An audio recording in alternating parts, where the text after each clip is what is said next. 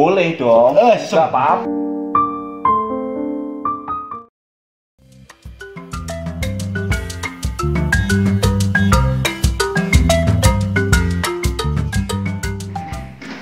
Oke teman-teman, balik lagi sama gua Kabo Saibe Siombing di Gerebek Rumah Hewan. Di Gerebek Rumah Hewan kali ini kita berkunjung ke Reptic Camp. Ya, kita ini adalah Mas Widi, owner dari Reptic Camp Salatiga. Kita tanya-tanya dulu tentang Reptic Camp ini apa ya teman-teman. Oke, Mas Widi, Reptic Camp ini sebenarnya gimana nih Mas? Ya. Oke, jadi terima kasih untuk Mas Kabo nih yang udah datang nih grebek di kandangnya Reptic Camp. Memang agak susah Mas. Kalau orang ngomong itu sering kadang kepleset. Ya. Padahal arti kata Reptic Camp itu adalah arti kata serapan. Jadi di situ ada singkatan gitu.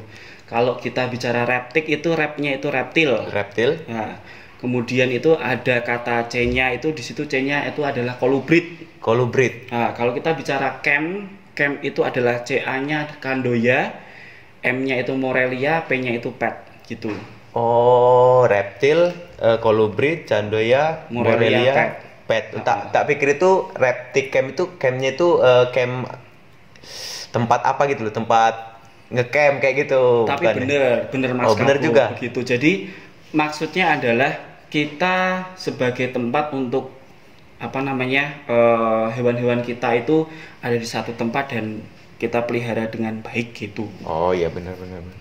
Berarti tadi di sini fokusnya di itu ya Mas ya, Morelia, Candoya, sama kolubrid. Kolubrid berarti ular-ular yang ular di atas pohon sama yang makan unggas ya. Iya, kolubrid.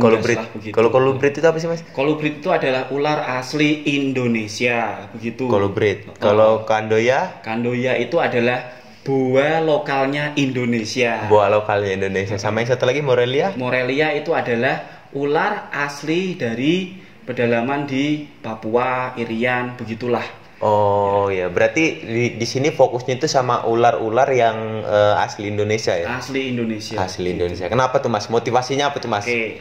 Jadi kenapa kalau Reptic Camp itu fokus dengan 3 jenis ular ini? Meskipun tidak menutup kemungkinan kita juga pelihara retik kok gitu. Iya. Retik dan ada beberapa reptil lainnya. Cuman khas banget gitu loh kalau kita pelihara untuk jenis ular lokal asli Indonesia seperti kolubrid itu ternyata ratusan jenisnya. Banyak ya Mas ya? Banyak jenisnya. Nah, selain banyak jenisnya juga unik-unik mereka. Begitu unik dan nggak menutup kemungkinan ternyata mereka itu punya ciri khas masing-masing jenis dengan masing-masing warna, masing-masing lokality dan satu lagi nih, misterinya mereka itu nggak bisa terpecahkan. Kalau kolubrid plus ditambah Candoya itu literaturnya di Indonesia sangat sedikit. Oh, belum banyak yang mempelajari ya Mas ya? Belum. Makanya sampai sekarang pun untuk saya pribadi mempelajari Candoya itu sebenarnya hanya just baca jurnal itu pun dari luar negeri dan selebihnya hanya ngobrol bareng begini. Oh, sharing-sharing sama teman-teman yang main. Sharing sama teman. Karena kalau di Candoya sampai sekarang yang masih jadi misteri adalah salah satunya ukuran terbesar di jenis Candoya untuk sub spesiesnya adalah Carinata. Carinata itu sampai sekarang masih misteri sampai berapa besar dan maksimal ukurannya. Belum ada yang tahu itu. Belum ada yang tahu. Kalau retik kan sudah bisa ditebak nih. Iya, udah banyak yang ini. Oh, ada yang 3 meter, 3,5 meter, ya, 4 meter. Kalau Candoya Carinata ini benar-benar sampai sekarang belum ada yang tahu. Belum ada yang tahu ya Mas. Oke, itu tadi Candoya. Aku pengen lihat nih kalau jenis Candoya itu yang di sini yang mana nih Mas? Jadi saya lihatin dulu untuk yang jenis Candoya. Saya akan ambil. Nah, ini jenis Candoya, tapi beda spesiesnya.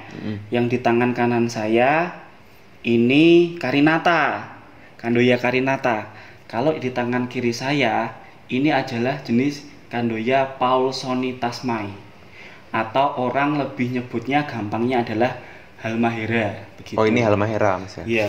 Oh, ini warnanya memang gini, Mas. Warnanya memang putih. Putih. Gitu. Tapi ini warna unik sendiri karena normalnya adalah warna coklat, hitam ataupun warna-warna krem. Krem. Tapi yang dipegang sama Mas Kabo ini bisa dilihat sendiri dong warnanya putih gitu. Ini masuknya mop sendiri atau gimana nih, Mas? Ini Mas, nah ini yang kalau Kandoya itu nggak punya mop. Nggak punya mop ya? Nggak punya mop. Nah, jadi kenapa bisa dibilang ini putih? Sebenarnya penyebaran ini pun juga masih misteri. Kalau ini saya dapat orang yang dapat katanya ini di wilayah Merauke. Merauke berarti ujungnya Papua. Iya benar. Nah, tapi ada kok kayak gini itu di Pulau Sulawesi. Namanya Pulau Siau. Kayak gini juga. Kayak gitu. Bayangin, ular ini bisa ekspansif sampai ke Sulawesi. Itu Pulau Siau, pulau paling ujung dekat dengan perairan kalau nggak salah Filipina. Kalau ini Karinata, ini Papua punya. Karinata ini tadi yang belum tahu orang besar sampai semana. Iya, benar. Begitu. Ini dapat dari mana, Mas? Ini stripnya bagus nih. Ini dari Papua. Sampai dapatnya langsung dari Papua atau dari orang dulu? Mungkin orang tangkap ini ular, kemudian sudah lama ini sudah di-keep di sini kurang lebih 5 tahun. 5 tahun. 5 tahun. Ini memang ular jenis yang kayak gini nih, stripnya kayak gini, atau emang ini ada stripnya dia ini memang spesial gitu nggak? Iya, jadi kalau kebanyakan untuk yang Kandoya Karinata yang strip begini, untuk ukuran yang jumbo jarang sih, begitu. Cuman biasanya nggak cuma jarang, kadang stripnya sudah sampai harus hilang begitu. Dan kemungkinan ini betina dewasa, ini kan betina dengan garis strip yang masih tegas sampai tua ya, sampai tua begini. 5 tahun tadi di 5 tahun di sini. Belum di luarnya. Iya. Sebelum kesini ya. Begitu. Tua juga dia, Mas. Tua. Itu. Oke, itu tadi tentang Kandoya. Di sini ada Kandoya Karinata sama Kandoya Polsoni Tasmai. Kita ke Morelianya ada, Mas? Ada, Morelinya ada gitu. Di sini ada. Kita lihat contohnya. Oke. Ini kita masukin dulu ya. Masukin dulu. Tak bantuin, Mas. Nah, ini salah satu Morelia yang di Reptic Camp punya karena unik begitu. Ini jenisnya Carpet Python. Ini Morelia. Nama latinnya adalah Morelia spilota. Gitu, ya. Ini namanya Morelia spilota. Kalau untuk jenis Morelia itu ada berapa spesies nih, Mas? Untuk yang Morelia spilota atau Carpet Python ini adalah jenis Morelia yang dikatakan belum dilindungin. Ya? Atau belum apendik. Tapi untuk yang Morelia viridis itu GTP ya? GTP. Benar, Green Tree Python itu atau Condro Python itu yang sudah apendik, dilindungin. Tapi kalau di Indonesia sendiri ada nggak sih, Mas, khusus kalau kita bilang breeder ya, yang khusus nanganin Morelia ini, tapi yang udah ada surat-surat segala macam? Ada sih. Ada ya? Ada sih. Cuman bagaimanapun juga yang namanya ular apendik, baik mau di breed sendiri oleh orang lokal seperti kita dan mengantongi izin, itu masih tetap bisa dianggap legal. Masih ilegal, begitulah, ilegal. Oh, ilegal. Ilegal. Jadi, karena tidak mungkin orang breed kemudian lepas kembali di alamnya, sengaja di breed kemudian dilepas. Oh gitu. Iya. Itu. Oh, itu kalau untuk Morelia cuma 2 jenis, Mas ya, Carpet Python sama yang GTP tadi ya. Morelia spilota dan Morelia viridis. Nah, kalau untuk aku kan ada yang satu lagi tuh, Mas, yang silangan antara ini sama ini. Oh, antara hybrid ya? Antara Carpet Python dengan Condro Python. Ya, itu namanya Carpondro. Carpondro itu hybrid silangan antara Carpet Python dengan GTP tadi. Cuman kalau untuk spesies itu memang tidak dilindungin karena itu hybrid. Ada sih sini, cuman sudah laku. Sudah laku. Oh, di sini ngejual juga Mas? Iya. Kita pernah breed itu, alhamdulillah puji Tuhan keluar kurang lebih sekitar 18 butir gitu, dan survive semua. Itu juga sudah laku gitu. Kalau tadi masalah gara-gara Masnya tadi udah bilang udah sempat keceplosan jual beli. Kalau untuk di Repticam sendiri yang jualnya ular apa aja nih Mas? Oke. Di Repticam itu nggak semua ular yang kita punya kita jual. Oh iya. Jadi kemarin sempat kita itu jual jenis colubrid impor, corn snake. Itu kita memang fokus breed di corn snake dan kita memang jual. Dan untuk beberapa reptil seperti kaki 4 gecko, gecko itu juga kita jual. Hanya seputar itu sih.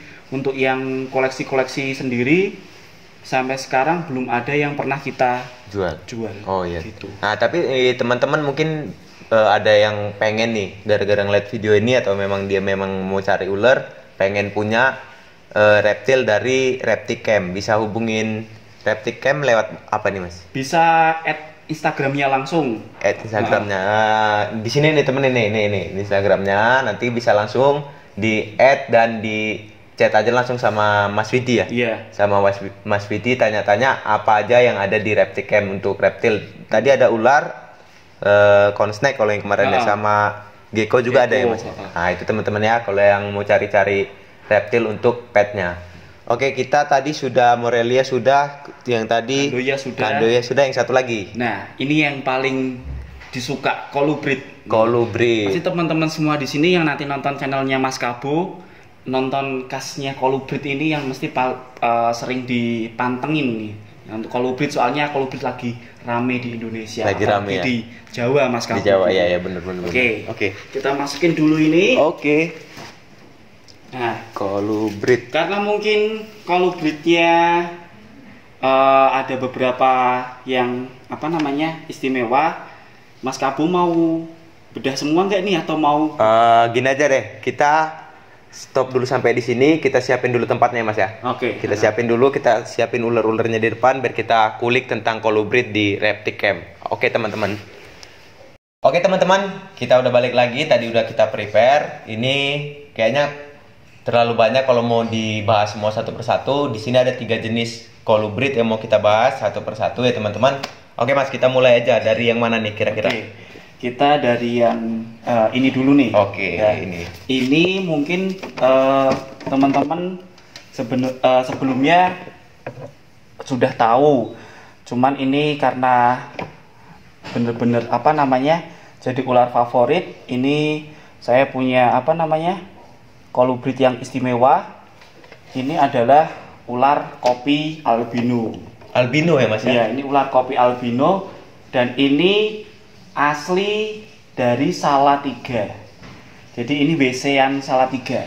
Oh, ini dapat dari alam di Salatiga? Dapat dari alam di Salatiga begitu. Wow. Kalau Mas Kabo tahu kan normalnya ular kopi seperti apa warnanya? Coklat-coklat gitu kan? Ya, dia hitam. Oh, hitam ya. Dengan punggung warna kuning begitu. Oh. Nah, ini ular colubrid. Salah satu milik kita. Ini dulu dapatnya kecil banget. Tapi kita keep, sekarang udah jadi lumayan lah medium seperti ini. Nah, dengan nama latinnya ini Elape flavolineata. Elape flavolineata. Gitu. Tapi ini benar-benar dapat dari alam nih Mas. Dapat dari alam. Bukan CB nih. Bukan CB-an. Waduh. Banyak yang mengira ini CB-an. Gitu Mas Kabo, tapi ternyata ini adalah hasil WC asli dari kota Salatiga. Oh iya. Gitu. Coba aku pegang boleh Mas? Boleh dong. Enggak apa-apa. Boleh dong. Siapa?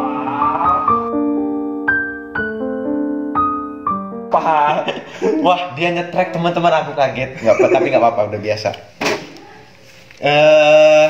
Kira-kira kenapa kok dia bisa albino gini ya Mas ya? Padahal kan dari alam nih. Oke, kalau colubrid itu kan dia cetakan mopnya dari alam. Begitu.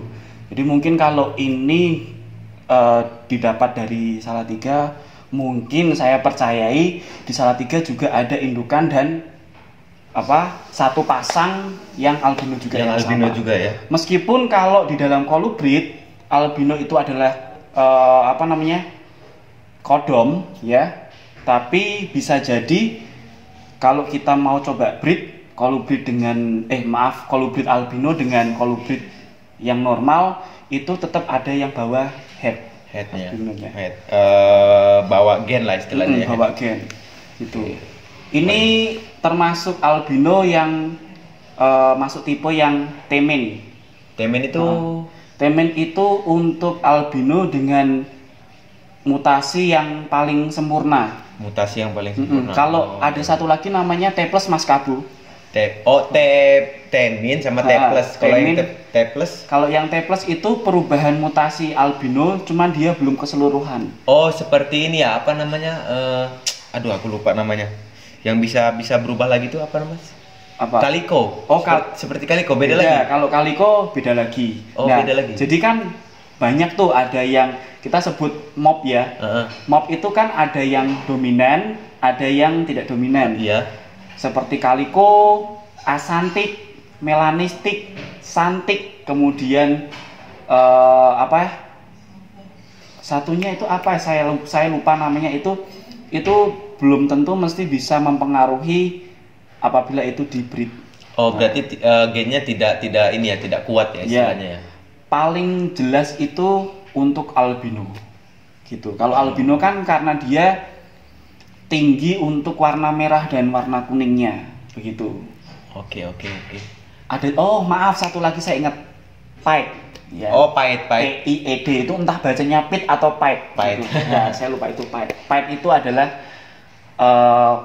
perpaduan warna asli. Jadi si ular ini masih bawa warna yang asli dengan terganggu warna-warna yang lain yang tidak harus ada pada ular itu. Misal ada warna putihnya, ada warna kuningnya, ada warna coklatnya, ada warna merahnya, begitu. Itu kalau di retik pied itu yang tinggi, sekarang paling tinggi harganya. Harganya masih istimewa. Fantastik gitu. Oke, selanjutnya kita lanjut lagi nih Mas ke jenis kedua. Ini tak pegang dulu nggak apa-apa. Tadi ini jenis kedua. Ini adalah jenis ular yang tidak bisa menggigit, hanya bisa menghisap. Menghisap.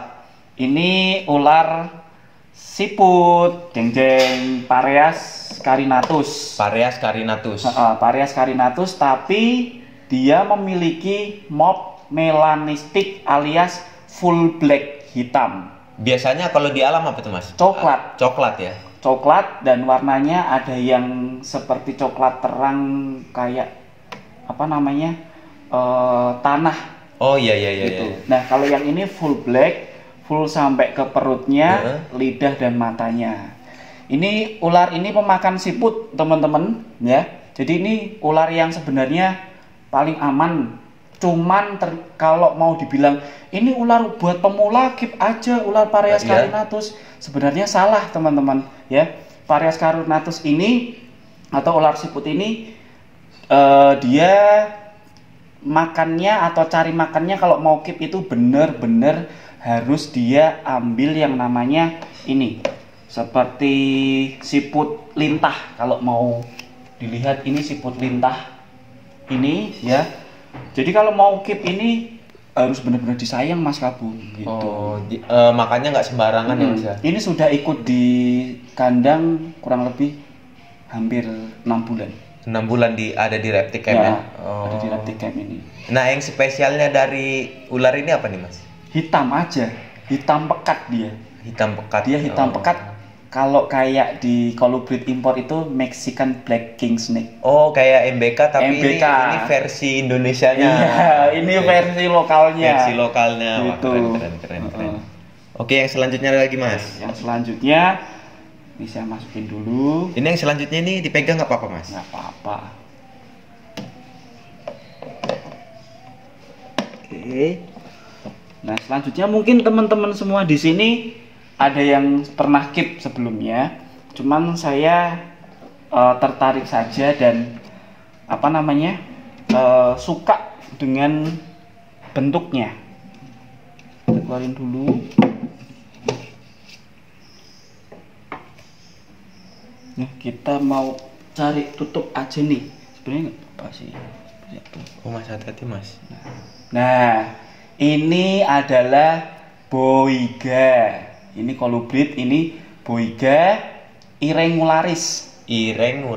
Irregularis. Ah itulah mas, nanti saya cari. Kalau mau gampang adalah cat eye snake. Cat eye snake. Cat eye snake ini kolubrid masuknya ke dalam sub middle venom. Middle venom, jadi dia berbisa tapi tidak menengah tapi tidak mematikan. Cuman kalau kena gigitannya ini ya kita agak sedikit meriang, demam gitu. Ya. Oh, tapi tidak mematikan. Nah, ini dari Sulawesi. Beda ketika ini ditemukan di Papua. Warnanya beda lagi Mas Kabo.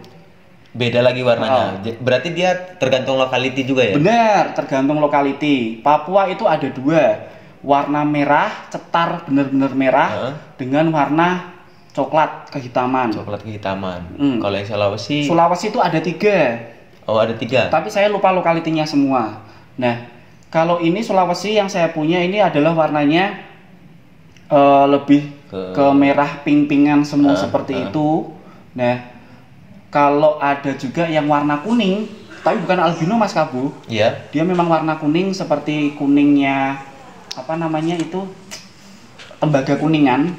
Warnanya seperti itu. Ada juga yang satu warnanya benar-benar coklat. Makanya dia disebut sama literasi atau jurnal itu brown tree snake. Brown tree snake Atau kalau mau diartiin Indonesia kan ular coklat pohon. Nah. Oh, tree itu tree pohonnya. Tree itu 3 warna, tak pikir. Brown tree snake. Brown tree snake. Oh iya. Nah, ini kolubrid yang kita anggap spesial di kandang Repticam. Di Repticam ya. Oh iya. Ini kenapa dia kok masuk kolubrid Mas? Kalau ini kan berbisa nih. Kolubrid yang lain kan nggak berbisa Mas. Kayak ini kayak ular siput nggak berbisa tuh. Nah, kenapa bisa masuk sub SPS kolubrid? Karena memang ular yang masuknya middle, ya sebenarnya nggak masuk middle. Kolubrid itu adalah sebutan untuk ular lokal yang dia memang jenis ularnya itu ular istilahnya ini memang agak susah diartikan Mas Kabus sebenarnya. Jadi kalau berarti Reticulatus masuk kolubrid bukan, itu family Python. Iya, itu family Python. Pythonidae. Terus berarti Sancabodo masuk kolubrid karena ular lokal, bukan. Kalau Sancabodo itu karena dia masuk keluarga Molurus.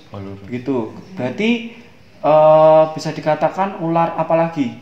Venom, Viper bisa dikatakan kolubrid, bukan. Viper itu Viperidae sendiri. Kalau untuk ular-ular seperti ini kolubrid karena memang ular ini adalah hasil lokal dari Indonesia. Pokoknya paling gampang kolubrid itu sebenarnya bukan untuk ular-ular tipe yang kecil-kecil dan asli Indonesia, cuma memang subkelasnya itu sudah digolongkan dari dulu begitu. Kenapa bisa masuk kolubrid?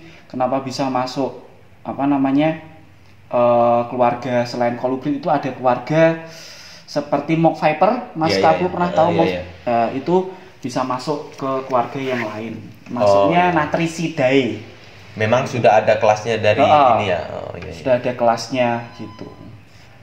Oke teman-teman, mungkin tadi itu sekitar kolubrid, seputar kolubrid yang ada di Repticam. Nah, sekarang aku mau ini nih Mas. Aku dari tadi terganggu sama ini nih, piagam-piagam yang ada di belakang nih. Oh ini. Nah ini hasil prestasinya ular yang ada di ini Repticam ya Mas ya. Jadi yang sekarang ada di Mas Kabo ini bukti nyatanya dari Repticam itu menjalin silaturahmi dan pertemanan, relasi begitu Mas Kabo. Ini memang hasil prestasi dari Repticam untuk beberapa kali di kesempatan kontes, khususnya kontes di nasional di Jawa begitu Mas Kabo. Oh di Jawa ya, daerah Jawa. Jadi ada yang di Surabaya, ada yang di Malang, ada yang di Cirebon, ada yang di Jogja, ada yang di Magelang, ada yang di Semarang begitu. Oh, ini yang terakhir dapatnya di mana? Teman-teman, tadi sorry keganggu, kamera gua ada gangguan.